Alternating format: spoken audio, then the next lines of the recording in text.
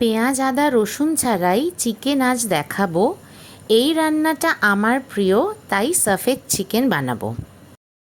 যারা health conscious তারাও কিন্তু সহজেই এটা খেতে পারেন। রুটি পরোটা সবার সাথেই ভালো লাগে।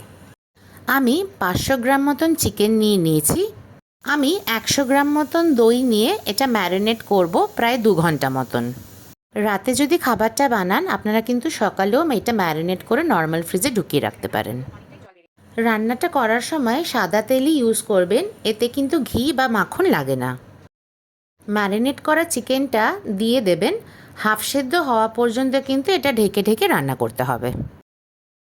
চিকেন হাফ সেদ্ধ হয়ে গেছে, যেহেতু দই দেওয়া ছিল সেই জন্য কিন্তু প্রচুর জল বেরিয়েছে।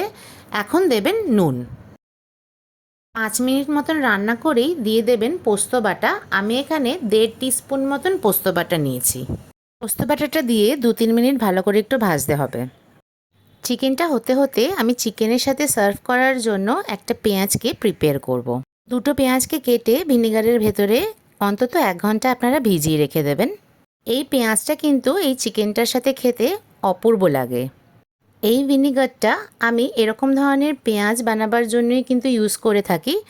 এটা আরামসেই আপনারা ফ্রিজে উঠিয়ে রাখতে পারেন, সেই জন্যই আমি এটা ইউজ করি বলেই এটার রং কিন্তু লাল।